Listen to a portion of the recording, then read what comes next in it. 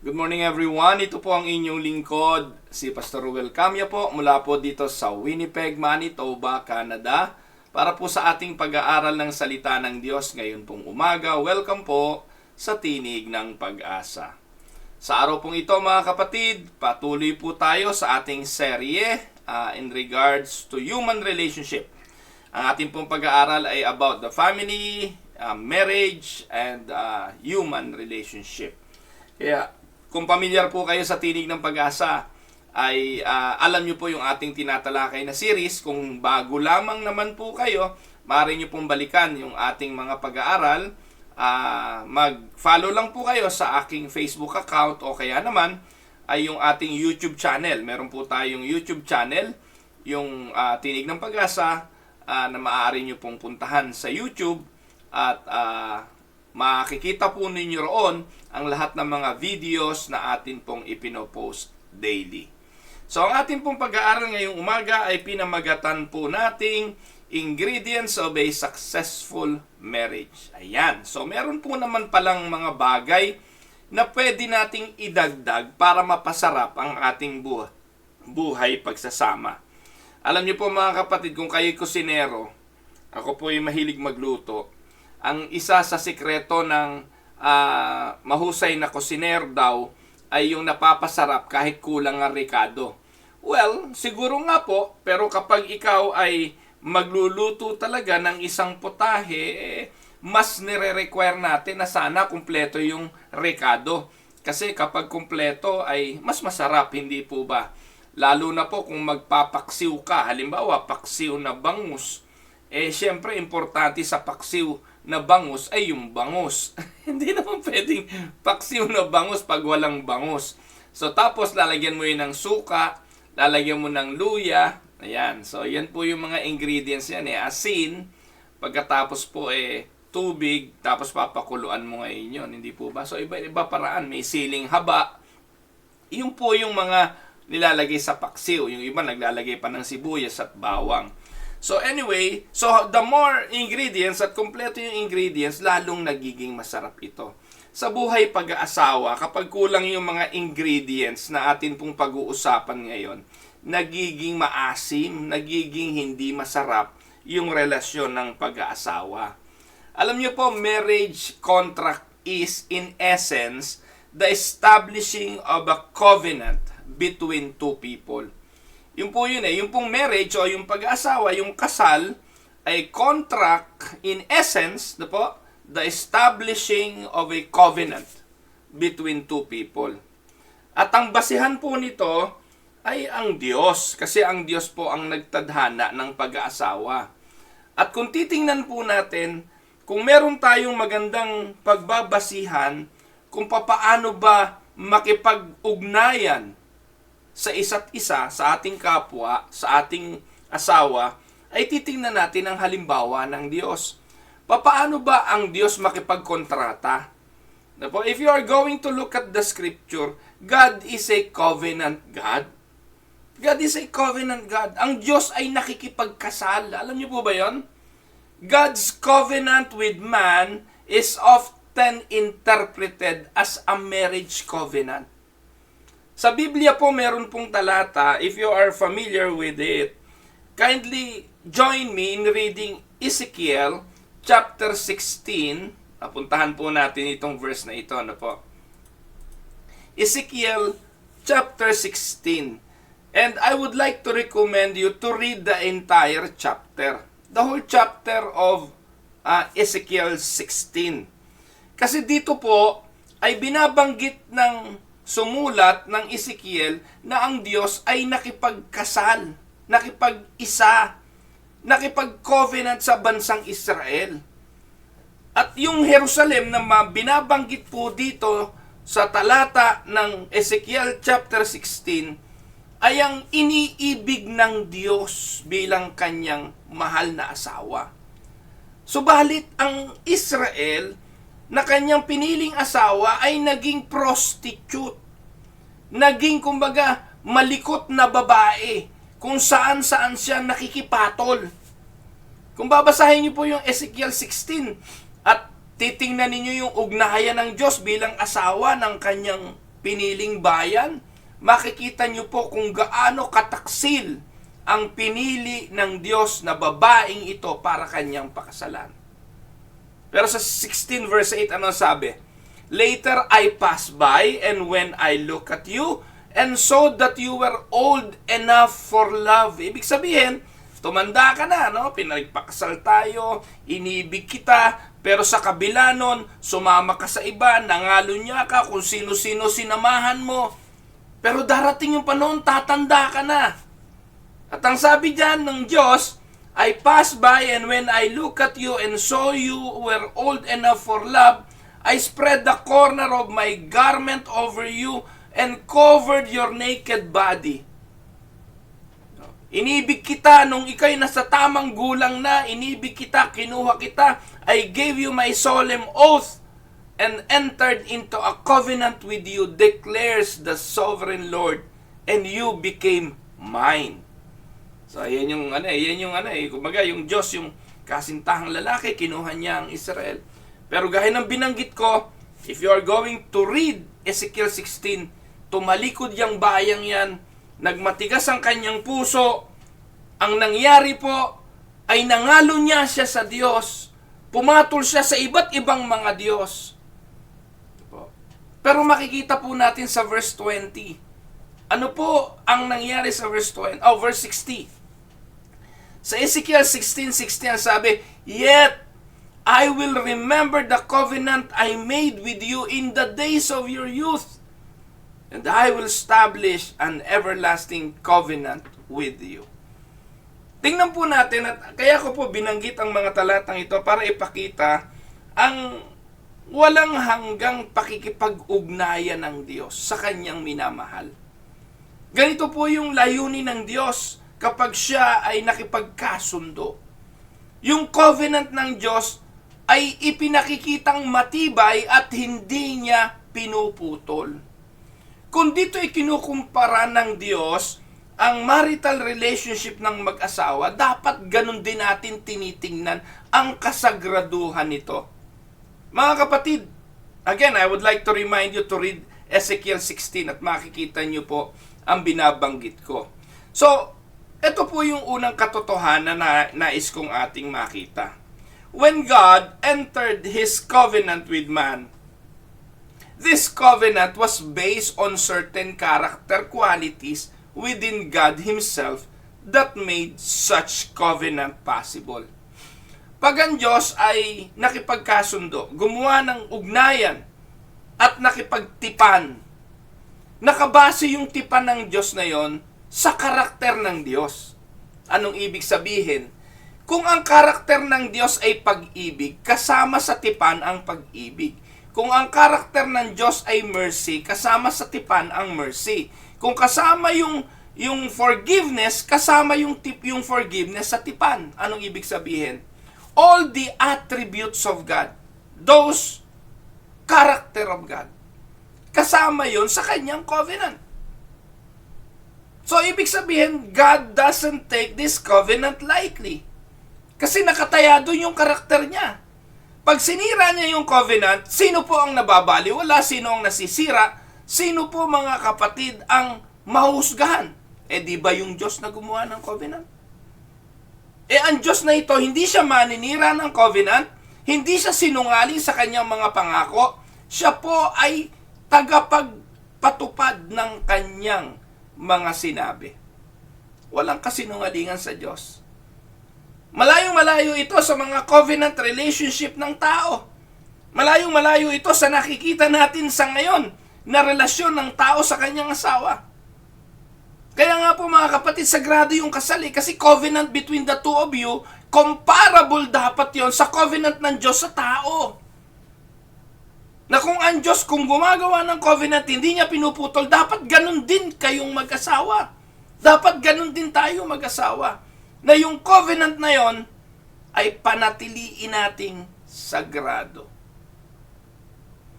So, taya ang karakter ng Diyos. If we want our relationship to be successful, we must look to the highest source for our pattern. At wala namang ibang pattern, kundi kung papaano makipag-ugnayan. makipag-pact, makipag-covenant ang Diyos. Now, ito yung pag-aaralan natin ngayon. Ang una natin titingnan, what is the nature of the covenants that God made with mankind? Kung ikukumpara natin yung covenant ng Diyos sa tao, sa marital relationship natin bilang mga mag-asawa, ating aralin. Paano natin matututunang sundin ng ehemplo ng Diyos kung hindi natin alam yon? Ewan ko po mga kapatid kung nakita ninyo ang inyong pagsasamang mag-asawa sa perspektibo ng pakikipag-ugnayan ng Diyos sa tao. Kung first time nyo po narinig ito, bear with me. Kasi po, minsan ang dami nating basihan Ang dami nating pwedeng gayahin in regards to our marital relationship. Kung ang pagbabasihan natin, yung mga napapanood nyo lang sa pelikula, kagaya halimbawa nung love team ni Daniel Padilla at ni Catherine Bernardo, napakababaw, napakabuhay ng relationship na yun. Saglit lang. Hindi naman. Tumagal din yata ng 10 taon and then sabog din. Sino ang pwede nating basihan at gayahing example in terms of our relationship to our spouse? Mga kapatid, wala po tayong pwedeng pagbasihan kundi ang Diyos. Kung papaano ang Diyos makipag-covenant, kung papaano makipagkasal, kung papaano makipagkontrata ang Diyos, dapat ganun din po tayo sa ating pag-aasawa.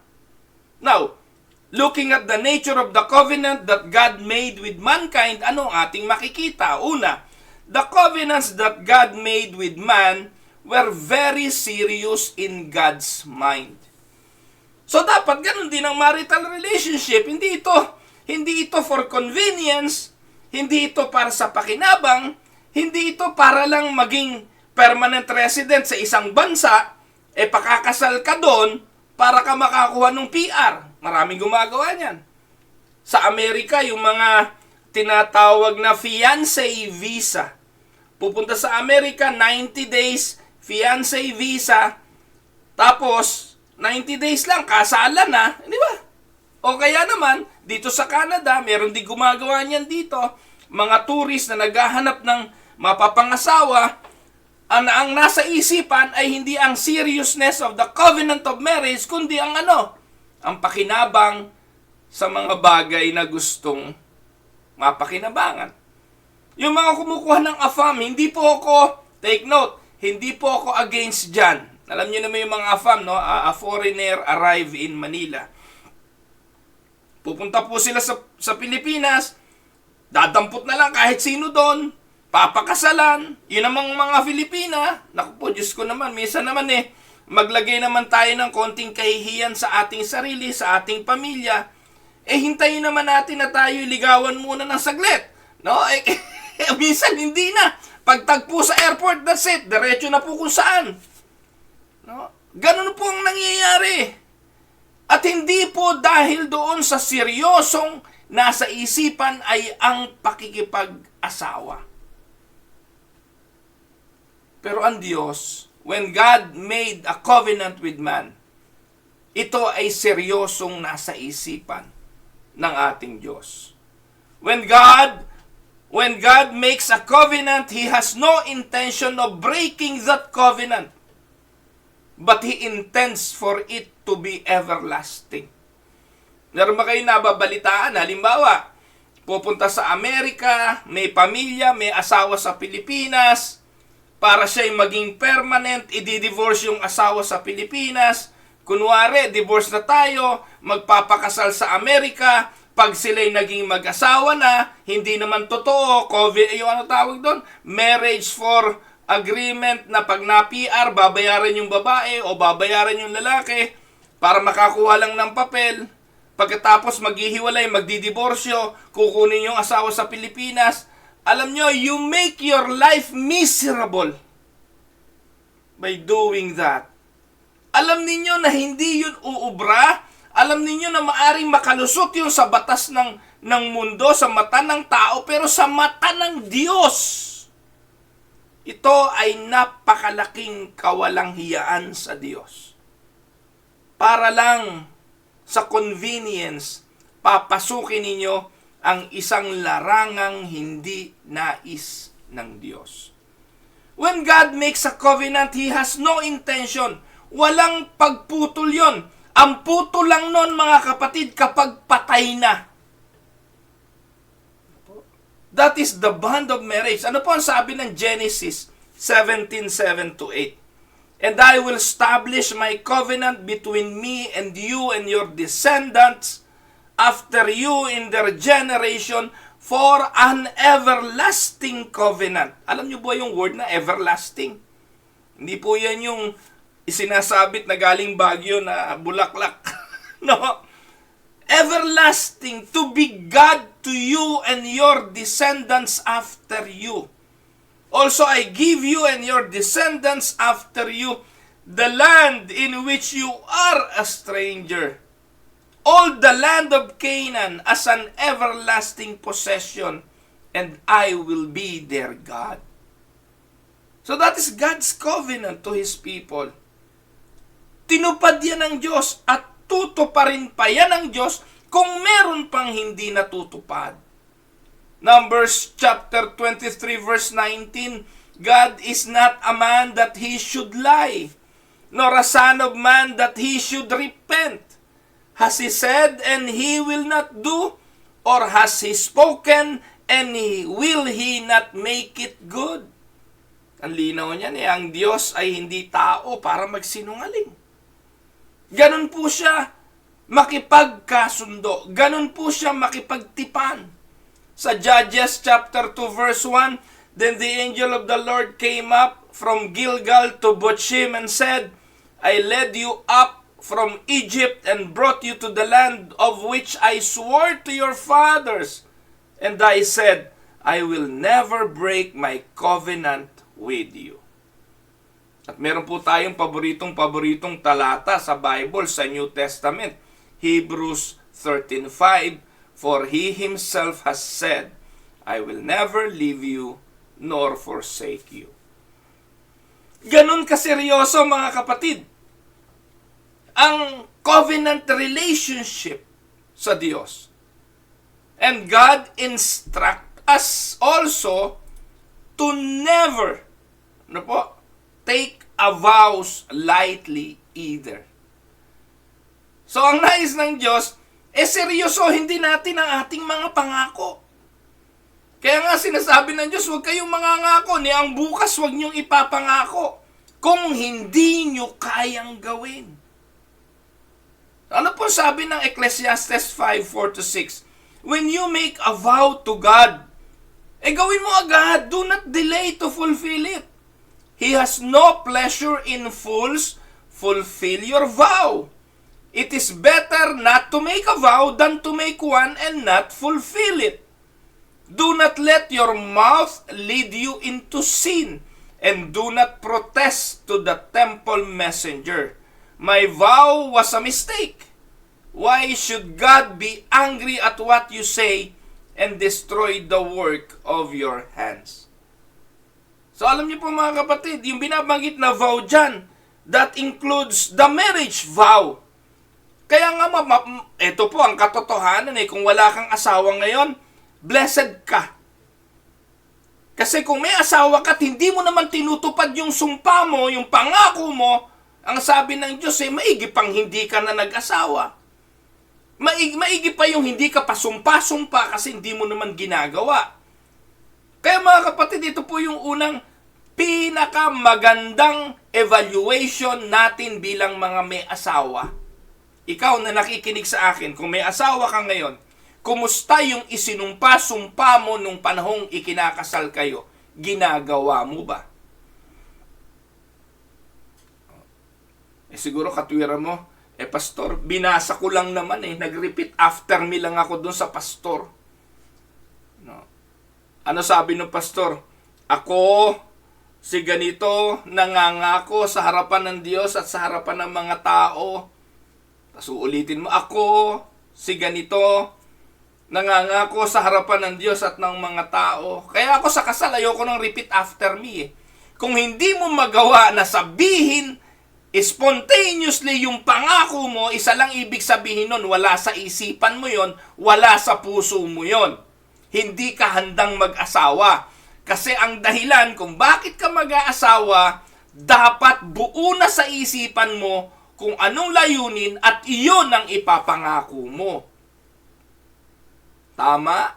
Kaya huwag kayong mangangako. Ang daming pangakong hindi naman totoo, maganda lang sa pandinig. Pinapangako ko na ako'y makakasama mo, susuportahan kita, iibigin kita sa buong buhay ko. Samantalang minsan, maipagluto lang, di mo magawa. Ang mga pinag-aawayan nyo, labada, plantsahin, linisin ang bahay, iyon ba yun? No? Minsan po, napakasimple at practical lang ang naririnig nyo dito sa Tinig ng Pag-asa. Pero yun ang realidad. At ang sabi ng Diyos, it is better not to make a vow than to make one and not fulfill it. Mga kapatid, natanong nyo na po, bakit uso ngayon yung prenuptial agreement? Bakit may mga nagpapapirma ng prenuptial agreement? Because in essence, they are making provisions for the failure of the marriage. Yung pong prenuptial agreement ay provision na kung sakaling maghihiwalay tayo, ito ang dapat mangyari. Yung pag-aari mo iyo, yung pag-aari ko akin.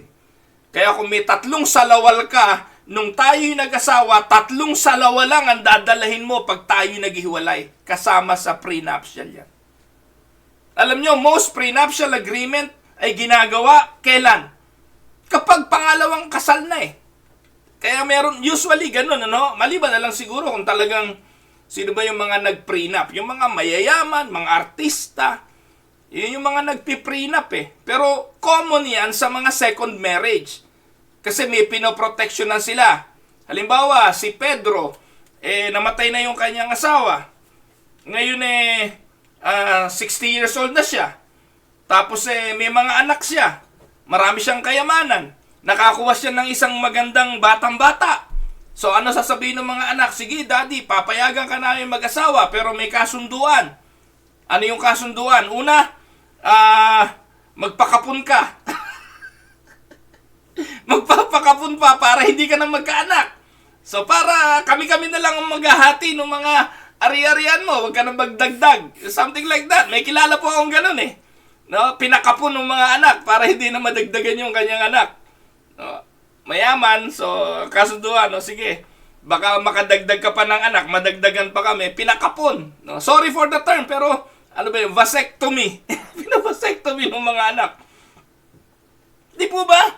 Tapos ilalagay sa prenuptial agreement na ikaw, lahat lang ng mga ma-acquire natin during our, marriage, ang pwede natin paghatian. Yung mga dati, akin yon. Yun ang cost ng prenuptial agreement. At yun po ang mga dahilan. So, meron laging clause na inilalagay.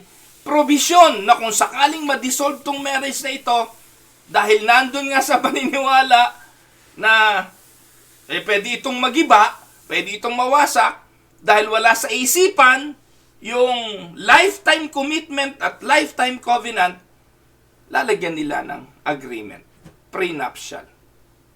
Now, siguro po punta na tayo doon sa magandang mga qualities ng Diyos. What qualities does God possess that make it possible for Him to maintain His covenant with mankind? Dito po marupok ang tao eh, di po ba? Tayo po nakikita natin yung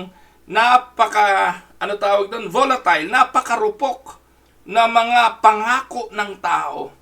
Ngayon, paano napapanatili ng Diyos yung lasting covenant na ito?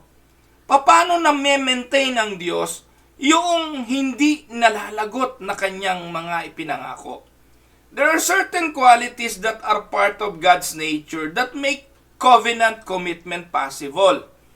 Ano-ano yon? Isa-isahin natin yung mga qualities na yun ng Diyos. Gaya ng binanggit ko kanina, ang Diyos kapag nakipag-covenant kasama ang kanyang karakter, ang kanyang attributes. Una, Pag umaga, may hangin po yung tiyan ko because of the CPAP machine. Eh, no? Hindi niyo po siguro alam na ako po yung nagsisipap because of my sleep apnea. Pagising ko sa umaga, bloated yung tiyan ko dahil dun sa hangin.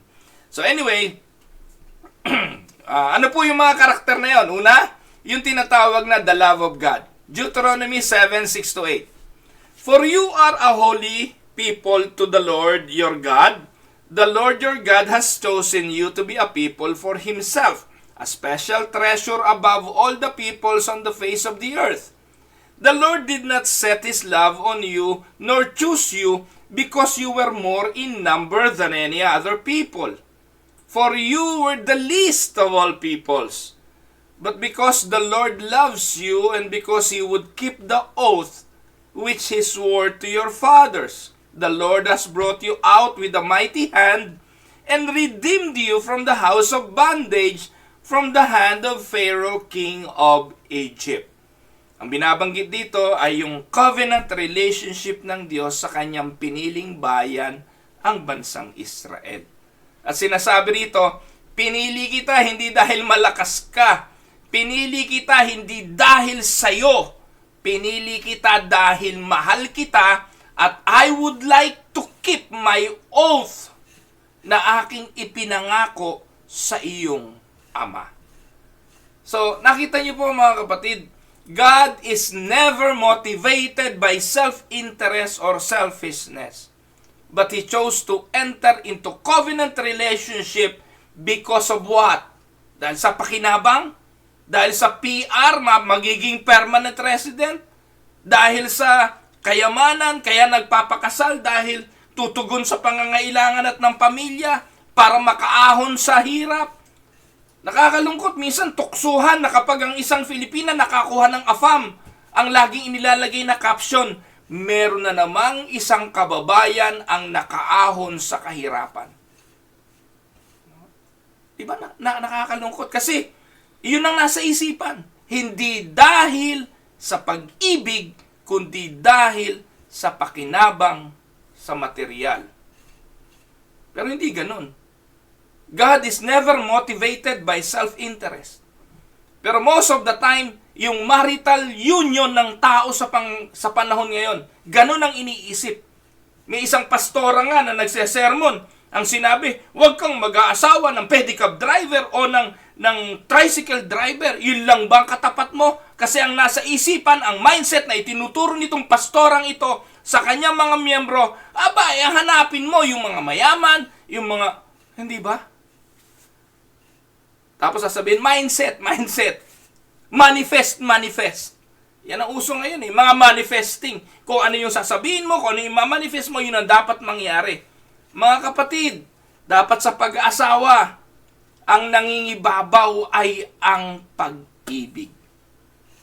Amen? Hindi motivated ang Diyos ng selfishness. Kaya kung ikay papasok sa pag-aasawa, dahil doon sa gusto mong makuha, o para kompletohin ka ng asawa mo, failure ang hinahanap mo sa pag-aasawa. That is a wrong motivation. Kaya ang bilin ko kay Yenyan, ang bilin ko doon sa panganay ko, anak, ang iyong hahanapin araw-araw ay ang kaligayahan ng iyong asawa, ang completeness ng iyong asawa, hindi yung sayo. Kasi kung hahanapin mo ay yung sayo at yun ang motivation mo ng pag-aasawa mo, tandaan mo, hindi kayang ibigay ng asawa mo ang mga bagay na hinahanap mo. Ang fulfillment ng tao, matatagpuan lang niya sa mga kayang ibigay ng Diyos, hindi ng tao. Amen? Pero ang basic role natin sa pagpasok sa pag-aasawa, ang hahanapin natin ay ang completeness ng ating kabiyak, hindi yung ating sariling pakinabang. Maling motibo. Kaya ikaw, kung may asawa ka at nakikinig ka sa akin ngayon, lagi mong hahanapin, ha? Anong makapagpapaligaya sa asawa mo? Anong gusto niyang pagkain sa umaga? Anong bagay na magpapasaya sa kanya? Paano mo siya mapaglilingkuran? Hindi po ito madali. Minsan nakakapagod ito. Pero yun ang role natin, to have a lasting marital relationship. Amen? So ano pa ho? Ano pang karakter ng Diyos? The love of God. Pangalawa, the faithfulness of God. Deuteronomy 7:9, tuloy natin. Therefore, know that the Lord your God, He is God, the faithful God who keeps covenant. Hindi lang siya umiibig ng everlasting love, kundi ano pa? Faithfulness. Meron ng Diyos who keeps covenant and mercy for 1,000 generations with those who love Him and keep His commandments. Hindi mga kapatid. 2 Timothy chapter 2 verse 13, sabi ni Pablo, if we are faithless, He will remain faithful, for He cannot disown Himself. Kasama yan. Yung katapatan. Ngayon, nandyan pa ba yan? Sa marital relationship? The basis of our marriage will be the covenantal relationship of God to man. Yan ang ating example. Yan ang ating tinatalakay. Kumusta tayo mga mahal na kapatid? Kumusta tayo sa ating katapatan? If we are not faithful, He will still be faithful. Sabi ng CEV, Christ cannot deny who He is. God is absolutely faithful because He is stable and unchanging in His commitments. God is the rock. We can depend on the fact that He made a vow today. It will be still today, tomorrow, and forever. He will continue to be faithful on that covenant. Ano pa yung basis? Ano pa yung karakter ng Diyos? Love, faithfulness. Pangatlo, forgiveness of God. Diba? Matitinding mga ingredients ito sa marriage. Matitinding ingredients na dapat nandun sa pag-aasawa. Ang motibo, pag-ibig. Pagkatapos, andun yung katapatan. Pangatlo, pagpapatawad. Pag wala nito, kulang ang paksiw. Sabi po ng Psalms 130, if you, O Lord, kept a records of sins, O Lord, you could stand. Who could stand? Ito maganda tanong to ng salmiste. O Diyos, kung ikaw po'y nagtatala ng mga kasalanan, sino pwedeng tumayo sa'yo? Pero ang sabi ng salmista, but with you there is forgiveness. Therefore, you are feared. Sa'yo, Panginoon, may kapatawaran. At ang Diyos, kapag nagpatawad, nililimot na niya ang nakalipas na kasalanan. Mga minamahal, importante po ito sa pag-aasawa. You don't keep records of wrong. Huwag kayong magtala dahil kung ang misis ko magtatala ng record ng aking mga kamalian, baka kulang ang 20 kwaderno. Ano po? Because we are human, we commit mistakes. Kaya importanteng ingredient sa pag-asawa yung pagpapatawaran. Kapag nag-sorry na, tapos na. Magpatawaran na. Well, sasabihin nyo na naman, inaabuso kasi. Pero mga kapatid, kagaya po ng pag-ibig, wala pong batas dyan eh. Magpatuloy tayo sa pagkakaloob ng pag-ibig. In the same manner, magpatuloy tayong magpatawad. Mamaya tatalakayin ko to na mas malalim. Ano po? So, God maintains His faithfulness to the covenant because He readily forgives the offenses of men. When He forgives, His forgiveness is complete. Ano sabi ng Nehemiah 9:17? They refused to obey, and they were not mindful of your wonders that you did among them. But they hardened their necks, and in their rebellions they appointed a leader to return their bondage. But you, God, are ready to pardon, gracious and merciful, slow to anger, abundant in kindness, and did not forsake them. Ganda, di po ba? Love, faithfulness, forgiveness. Pang-apat, the selflessness of God. Selflessness. Denying oneself. Unahin yung iba kesa sa Kanya. Philippians 2:3-8, ano po sabi diyan ni Pablo?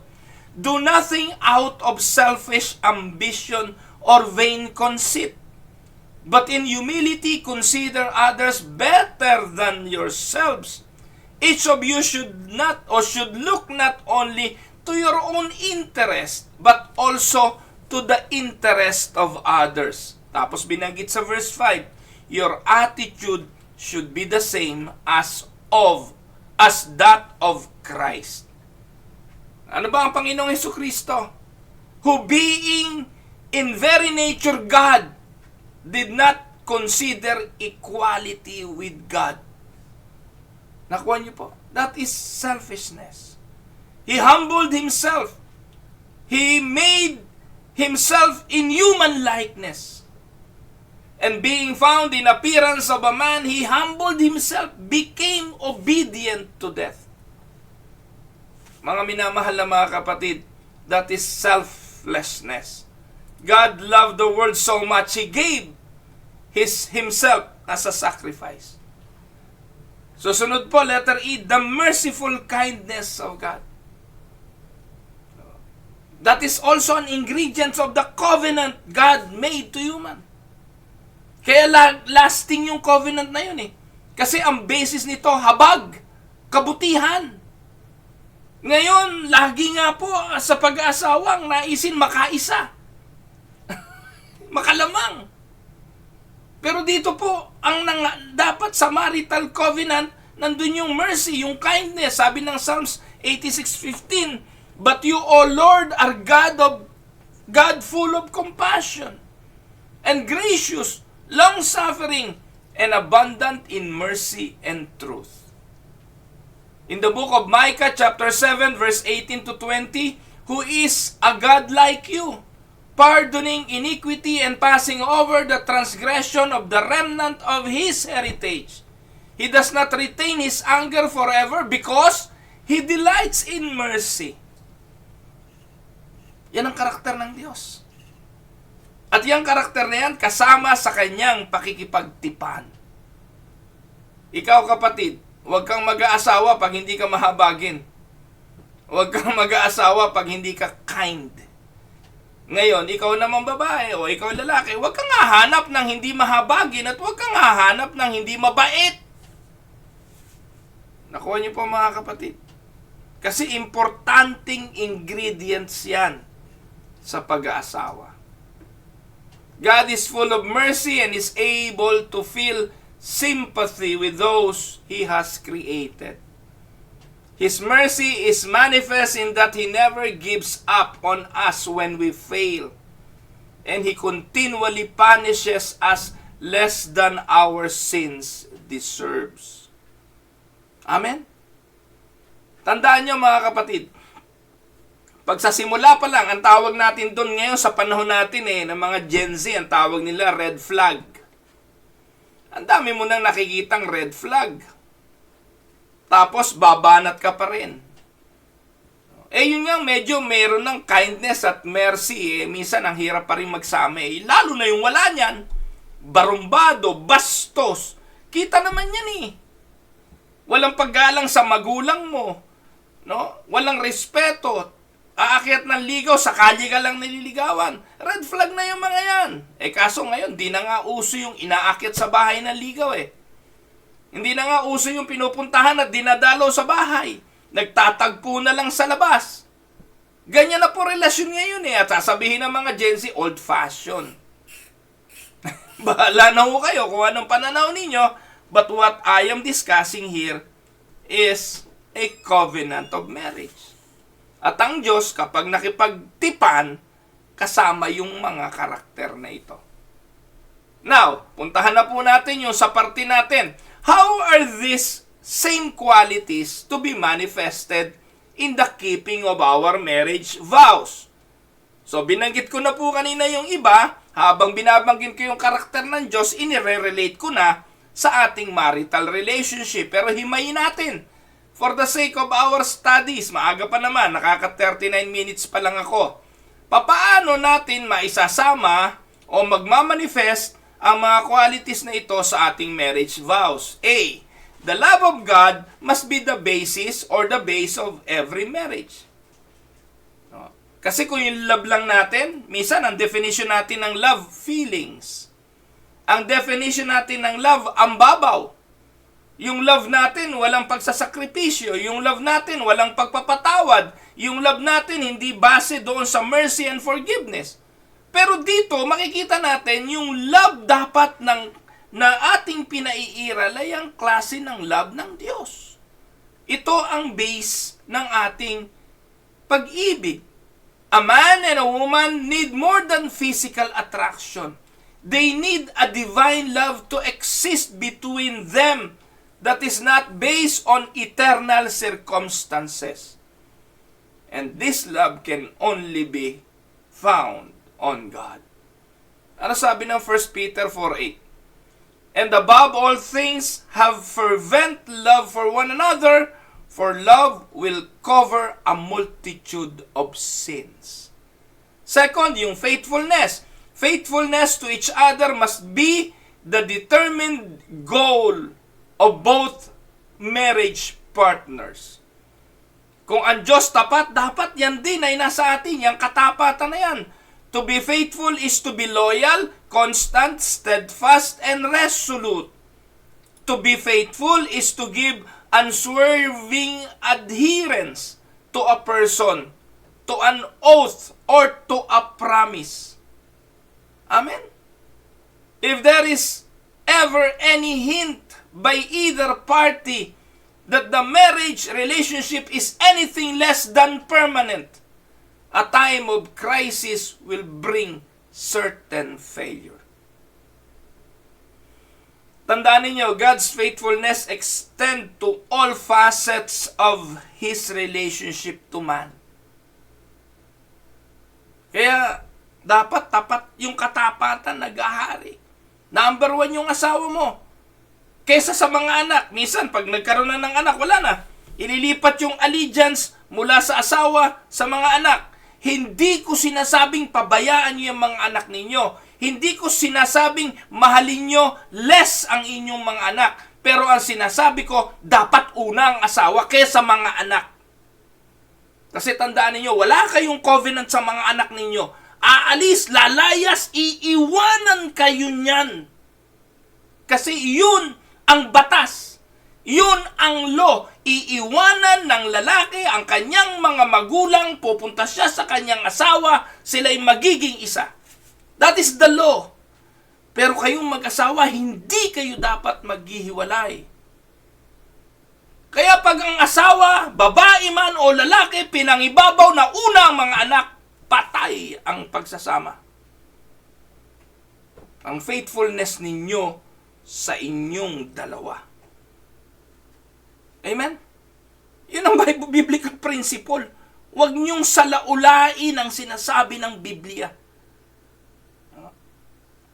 Yun ang importante.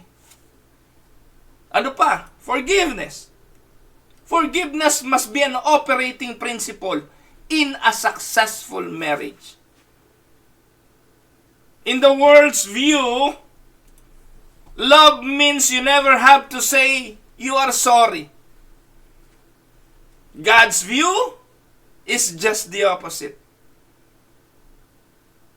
Kaya minsan hirap na hirap sabihin yung sorry eh. Kasi ang hirap aminin, mali ako eh. Tama siya. Kasi pag umamin ka ng mali ka, may tama.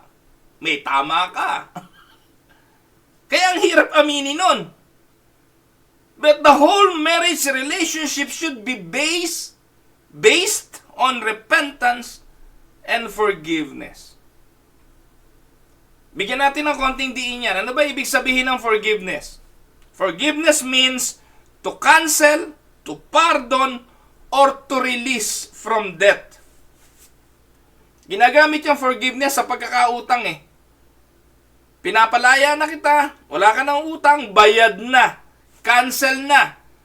So ganun din naman tayo. Kaya when God forgave us, wala na tayong pananagutan. Kasi yung pananagutan tungkol sa kasalanan, siya na nga nagbayad. Ganun po kalalim yan. Kaya yung quality na yan ng pagpapatawad dapat nandun din sa marital relationship. pag hindi ka marunong magpatawad, maghiwalay na ho kayo. Kasi magpapaulit-ulit lang yung paggunita at paglalabas mo ng mga bagay na kinasaktan mo, kinasakit ng kalooban mo at nang ginawa sa'yo. Pag ang paniniwala mo, wala nang pagbabago at hindi mo na mapapatawad, maghiwalay na kayo. Kasi impyerno lang ang magiging pagsasama nyo. Ngayon, kung gusto mong tumino, maging successful, ilagay mong ingredients ang pagpapatawad. At hindi lang basta pagpapatawad sa iyong sariling definisyon, kundi yung definisyon ng Diyos ng pagpapatawad, cancel mo na yon, kalimutan mo na yon, i-release mo na siya sa kanyang nagawang pagkakasala. Amen? At ang basihan, ano? It involves a putting aside, disregarding, putting away completely, and unreservedly the sins of another. At ang basihan natin ng Diyos, when God forgives, He remembers our sins no more. 31:34 of Jeremiah. He removes our sins as far from Him as the east is from the west. Psalms 103 verse 12. And He cast our sins into the sea of His forgetfulness, never to be remembered again. Alam niyo mga kapatid, ang Diyos ay matandain. Hindi po siya nakakalimot. Ganun kawais ang Diyos, ganun katalas ang kanyang memorya. Pero meron siyang bagay na kinakalimutan. At ito ay ang ating mga kasalanan. Anong sabi ng Micah 7:18-19? Who is a God like you, pardoning iniquity and passing over the transgressions of the remnant of His heritage? He does not retain His anger forever, because He delights in mercy. He will again have compassion on us and will subdue our iniquities. You will cast all our sins into the depths of the sea. Amen? That is forgiveness. It involves a putting aside, disregarding, putting away completely, unreservedly. Letter B, to forgive is to absolve from liability to punishment for a crime or a fault committed. C, it is the voluntary release of a person over which one has legal control.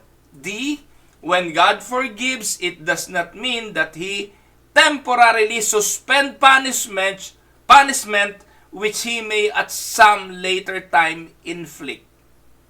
That is not the case. Ang ginagawa po ng Diyos, kinakalimutan na yan. God's forgiveness is complete and eternal. Hindi siya, ano tawag doon? Isang basong ihi. You know that word? Pag tayo po ay, nung mga bata pa tayo, o sige, bibigay ko sa iyan isang basong ihi. Hindi mo na pwedeng bawiin, isang basong ihi. Ano ibig sabihin nun? Para mabawi mo ang anumang bagay o patawarin kita o mabuo uli ang relationship, isang basong ihi. You have to drink a glass of urine para muling mabalik. Hindi ganun ang Diyos. Ang Diyos, ang kanyang pagpapatawad is complete and eternal. But take note of this, baka naman sabihin ninyo, ganun lang pala eh. Huwag ninyong kakalimutan, ang kasalanan ay may kabayaran. Ang pagpapatawad, yes, it can easily be given by God. He is a forgiving God. But the consequences, yun ang severe. Amen? So, yun po yun. Ano pa ang mababanggit natin tungkol sa forgiveness? Gusto ko pong pagtuunan pa to ng konting oras. Pangalawa, true forgiveness, o forgiveness means to cancel. Second, true forgiveness involves a determination never to bring the subject up again. Ito yung lagi nating sinasabi na babae lang naman daw yung mga historical. Hindi. Pati mga lalaki sa panahon ngayon, historical. Kung nakagawa man ng kasalanan, patawarin, huwag nang balikan, paulit-ulit. Sabi nga we cannot forget but we can refuse to dwell on the matter any longer. Okay, sige. Kung hindi mo makakalimutan, mataas ang memorya mo kaysa sa iba eh. Kung hindi mo man makakalimutan, ang hamon ngayon, huwag kang mag-dwell doon. Huwag kang magbabad doon. Huwag kang magbabad sa gunita ng naging pagkakasala. When we choose not to dwell on the past failure, it becomes weaker and weaker in its power over our lives. Amen? Yun po ang katotohanan. Ano sabi ng Psalms 102 verse 8 to 12? The Lord is merciful and gracious, slow to anger and abounding in mercy. He will not always strive with us, nor will He keep His anger forever.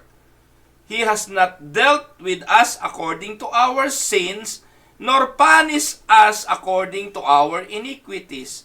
For as the heavens are high above the earth, so great is His mercy toward those who fear Him.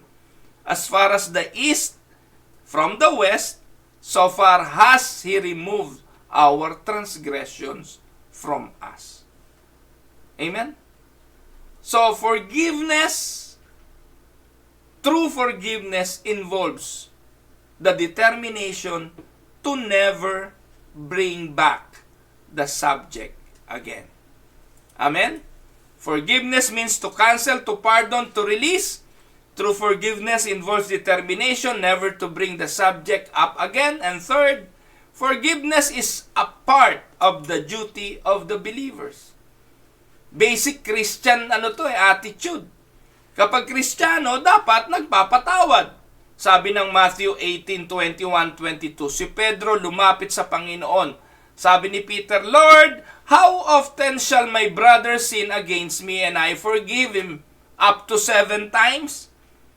7 beses ba? Sabi ni Peter. Ano sagot ng Panginoon? I do not say to you up to 7 times, but up to 70 times 7. Nagkakailan daw? 70 times 7. Ilan ba yung 70 times 7? 144 ba yun? Ay, hindi. 7 times 7. Ilan ba yung 7 times 7, nanay? Nakuha niyo ba mga kapatid? Ibig sabihin yan, walang number yan. Yung number 7 is infinite number. Ibig sabihin, kung yung 7 times is infinite, meaning lasting, dinoble pa yung lasting. Ibig sabihin, 70 times 7. Paulit-ulit. Walang katapusan. Tayo magpapatawad kasi nga po ang tao most of the time ay makasalanan. Amen? Kaya forgiveness is a part of the duty of the believers. Forgiveness means to cancel. Forgiveness involves determination not to bring the subject up again. Forgiveness is part of the duty of the believers. God's forgiveness toward us is dependent upon our forgiveness of others. Nakadepende yung pagpapatawad ng Diyos sa pagpapatawad natin. Yan ang sabi ng Mark 11:25. And when you stand praying, if you hold anything against anyone, forgive him, so that your Father in heaven may forgive you your sins. Amen? Tandaan po natin mga kapatid, importanteng ingredients ang pagpapatawad. Forgiveness means to cancel. Forgiveness involves determination not to bring the subject up again. Forgiveness is a part of the duty of the Christians. God's forgiveness towards us is dependent upon our forgiveness of others. And the last, if we fail to forgive, we will live in torment. Pag hindi mo natutunang magpatawad, mamumuhay ka sa walang katapusang pagpapahirap sa iyong sarili. Ako natutuwa doon sa mga taong nagawang magpatawad. Nakakalaya sila doon sa puot, nakakalaya sila sa galit, nakakalaya sila doon sa nakatali sa kanilang pusong unti-unting sumasakal sa kanila. Literally.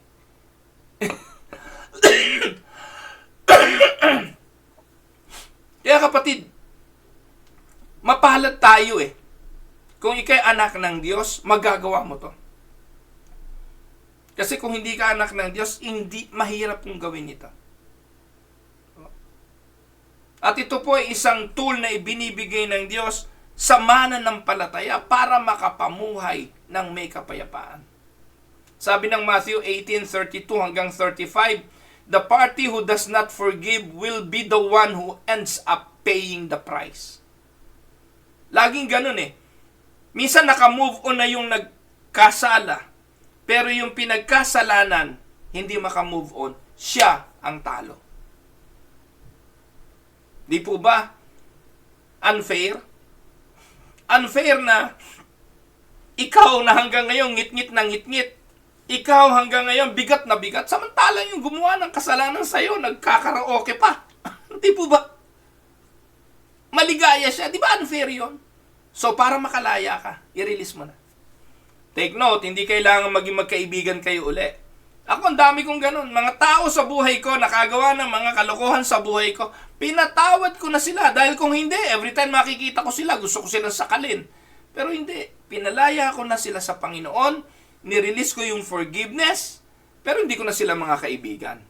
Kasi pag sinira na yung tiwala, importante yung proteksyonan mo naman yung sarili mo, yung mga mahal mo, yung mga anak mo, asawa mo, yung mga nakapaligid sa'yo, o yung ministry. Ganun po yun. Pero pinatawad ko na.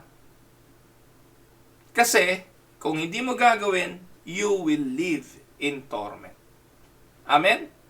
So, ano pa? Letter D, about forgiveness. Ito pa, dagdag natin. So, ito yun eh. How are these qualities manifest in our marriage vows? The love of God must be the base of everything. Faithfulness to each other must be determined goal of both marriage partner. Forgiveness must be an offering principle in a successful marriage.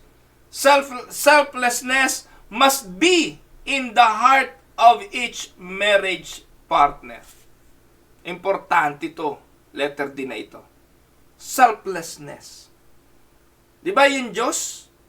He denied being God. Nag-anyong alipin. Selflessness also must be in the heart of each marriage partner. Unless both members of a marriage are putting the interests of the others before themselves, there is bound to be tension, there is jealousy, impatience, stubbornness, argumentativeness, criticism, harshness, pride, and oversensitivity throughout. Importante yan, mga kapatid. Selflessness is thinking about others than yourself. For true harmony to exist, there must be a depth of selflessness in the relationship. Yung lalim ng selflessness. At kailangan may pagpatay na sa sarili at pag-aangat kay Kristo. And this means that we must release all of our expectations except that of service. There are many traits in each of us that reflect the attitude of selfishness or living for ourselves. Ito yung prevalent things right now. Ang tao namumuhay sa kanyang sarili. Ang sabi ng huling panahon, people will be lovers of themselves. Pero, ang sabi po, kailangang ingredients ng pag-aasawa, love, faithfulness, forgiveness, selflessness. Yan ang mga quality ng Diyos kung bakit nagtagumpay o laging ang Diyos sa kanyang pakikipagtipan sa tao, hindi napuputol. Kaya tayo, kung makikipag-covenant sa tao, sa ating asawa, dapat taglay ang mga ingredients na yan sa ating pag-aasawa. Amen? Now, let us check those areas in which you may manifest selfishness. Saang mga area nakikita ang ating pagiging makasarili? Una, a spirit of exaltation and pride, feeling you are better than other. That is selfishness. B, o two, a love of human praise. Yung seeking to be noticed. Yung gusto mo, ikaw ang pinupuri, ayaw ka namang pumuri. Gusto mo, ikaw na lang lagi ang napapasalamatan, ayaw mo magpasalamatan. Ayaw mo magpasalamat. You love the praises, pero hindi ka naman makapagbigay ng praise. Sa relationship, ganun. Kaya nga sabi, give and take eh. Pangatlo, a centering of conversation around yourself and your own interest. Selfishness yan. A spirit of impatience with others. A spirit of retaliation or resentment when opposed or contradicted.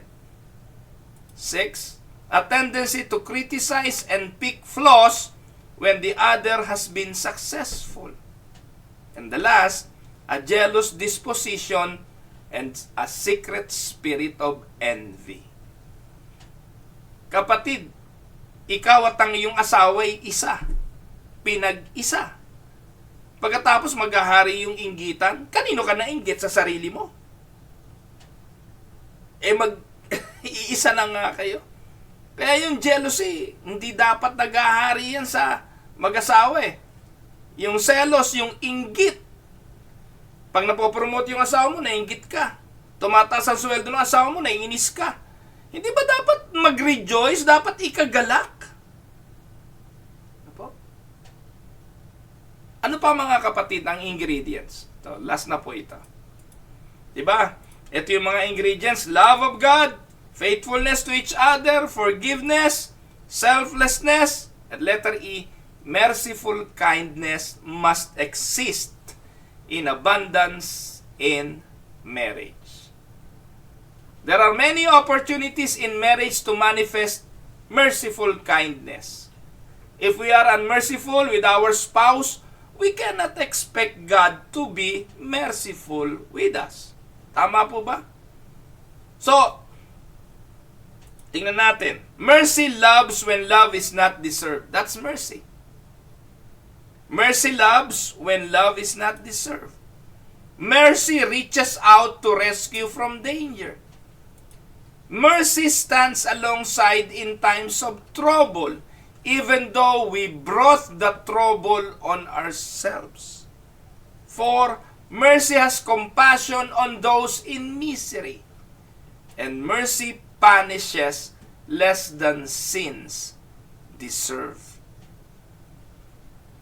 Mag-Bible study po kayo ng asawa mo, basahin niyo yung mga talata na nakalagay dyan.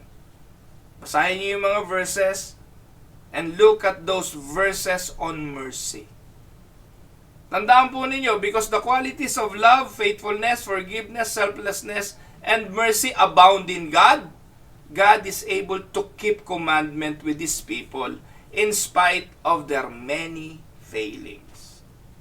These qualities must also abound in our covenant relationship with our spouse.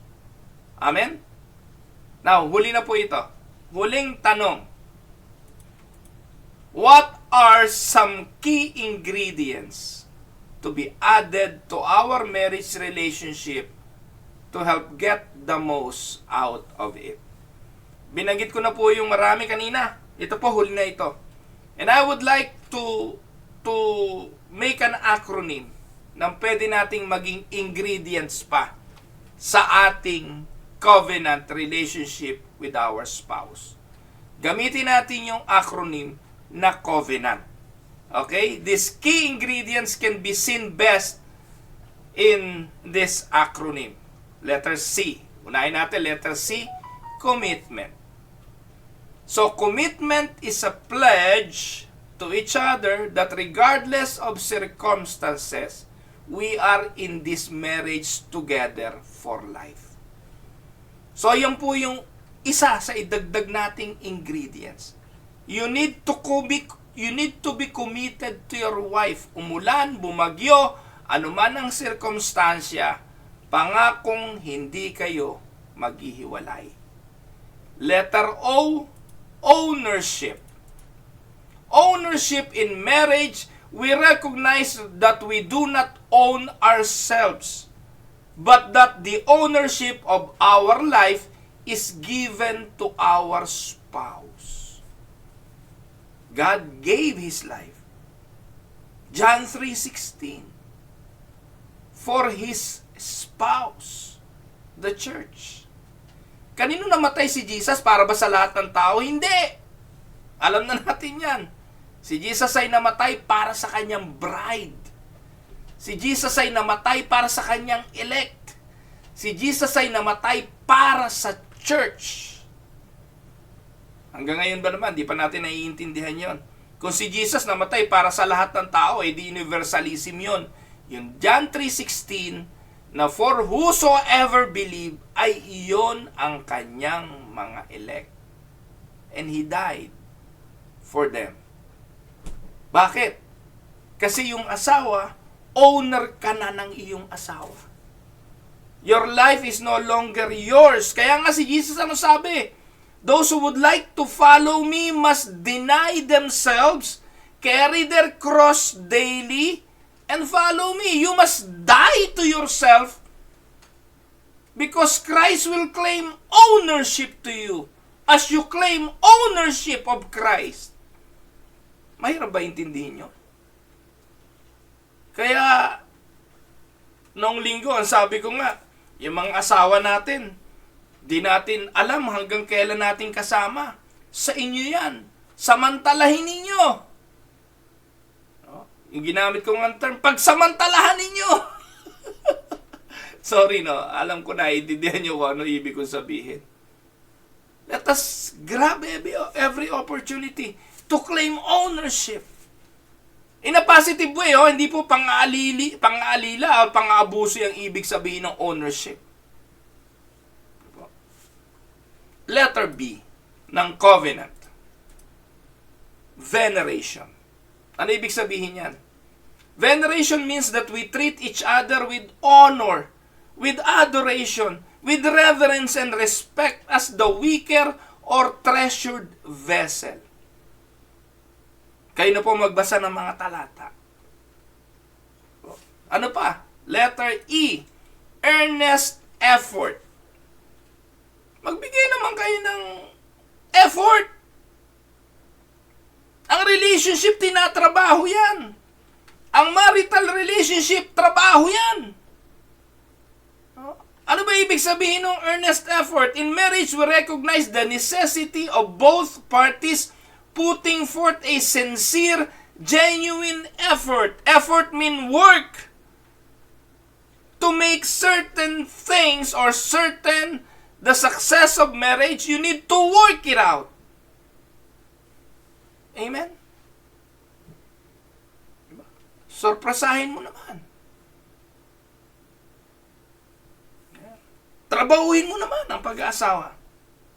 Earnest effort. Letter N, nourishment.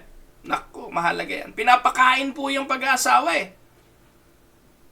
Hindi lang tinatrabaho, pinapalusog yan. Both parties in marriage understand their personal responsibility in or to contribute to those things that will nourish, that will promote, that will sustain the life of the marriage. Letter A, attention. Importante yan. Both parties are responsible before God to attend to the needs of the other and to listen to and be attentive to their concerns. Letter N, nurture. Both parties in the marriage are to nurture, give constant attention, to cherish, protect, cultivate, and water their relationship. And the last, tolerance. Both parties in the marriage are to be patient with the other, willing to give them room to grow, and ready to forgive and extend mercy. Minsan nakala ng tao nasa kanyang kamay ang lahat ng solusyon.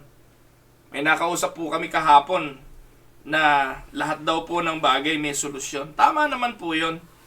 Pero hindi lahat nasa kamay natin. Darating yung panahon na kahit anong gawin mo, wala ka ng solusyon. Na kahit anong tumbling mo, hindi mo na alam kung anong gagawin. Pero pagdating sa ganon, may pag-asa. At ang pag-asa ay ang Diyos.